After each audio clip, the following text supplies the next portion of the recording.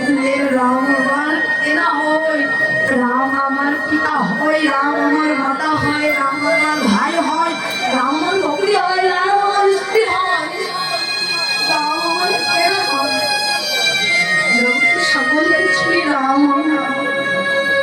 তাই বাবা একদিন ভগবান শ্রীকৃষ্ণ নারদ মুনিকে বলছে, নারদ, জগতে পূর্বের সূর্য পশ্চিমে উঠবে, কিন্তু মনে রাখো যদি কোনো এ জগতে কোনো ভক্ত যদি আমাকে ভালোবাসে তবে ওই ভক্তের ভক্তি কখনো টলে যাবে না।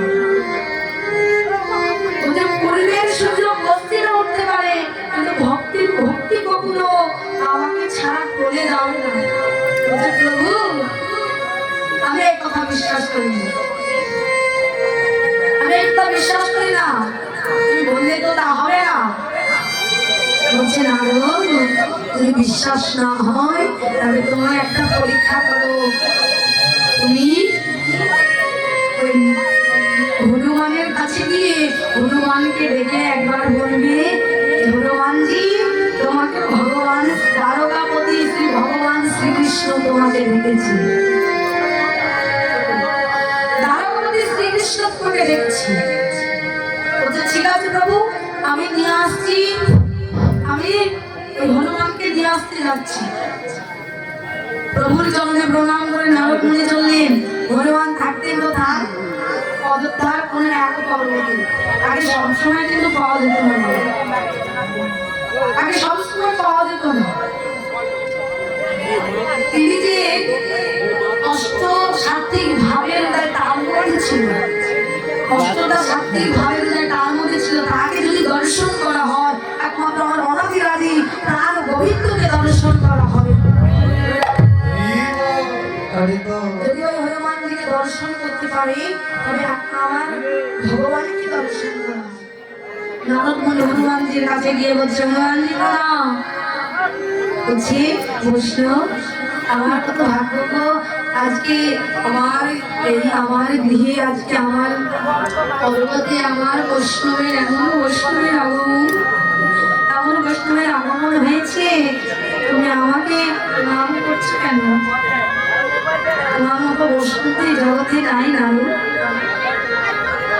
নারদ মুনি হনুমানকে দেখে বলছে, হনুমান,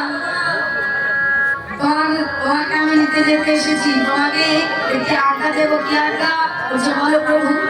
বলছে, তোমাকে একটি আজ্ঞা দেবো, তোমার যে দ্বারকাপতি ভগবান শ্রীকৃষ্ণ তোমাকে ডেকে পাঠান। বলছে, কে? আমার দ্বারকাপতি ভগবান শ্রীকৃষ্ণকে, তাকে তো আমি চিনি না। আমি জগতে একজনকে চিনি, সে হয় আমার মাতা, সে হয় আমার পিতা, সে আমার জগৎগুরু। আমি অন্য কোনো কাউকে চিনি না। সে হলো কে জানো? একমাত্র আমার রাম। কে? ভগবান শ্রীকৃষ্ণ। আমি কাউকে চিনি না, আমি তাদের দরকার নেই, একমাত্র আমার ভগবান রামকে পেলেই হবে। নারদ মুনি চলে গেলেন এই কথা শুনে ভগবান শ্রীকৃষ্ণের কাছে। শ্রীকৃষ্ণের কাছে গিয়ে বলছে, এই যে হনুমানকে টানতে গিয়েছিলে, কোথায় পেলে? আসেনি আমার হনুমান? বলছে, না প্রভু। বলছে, নারদ, আমি তোমাকে বললাম না যে পূর্বের সূর্য পশ্চিমে উঠতে পারে, কিন্তু আমার ভক্তের ভক্তি কখনো টলে যাবে না। দেখবে তুমি এবার আমার সঙ্গে গিয়ে পরীক্ষা করে দেখো। তখন ভগবান দ্বারকাপতি ভগবান শ্রীকৃষ্ণ তার ওই রাজৈশ্বর্য পরিত্যাগ করে রামরূপে গ্রহণ করে হাতে ধনু নিয়ে আজকে চলেছেন ওই হনুমানের কাছে।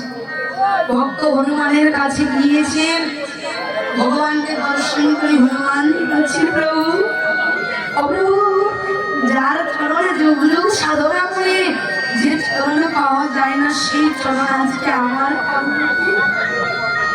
প্রভু, তুমি কি আজকে আমাকে দর্শন দিবে?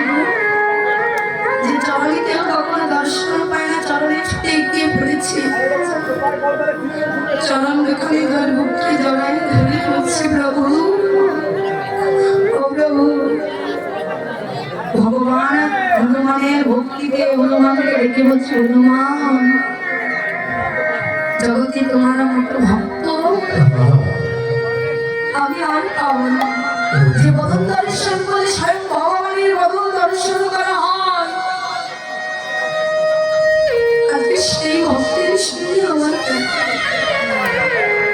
হনুমান রামচন্দ্রের চরণে ধরে বলছে, প্রভু তোমার চরণে আমার এই মিনতি, প্রভু গো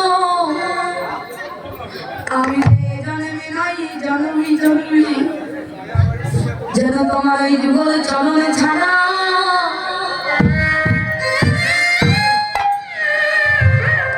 করো না গো।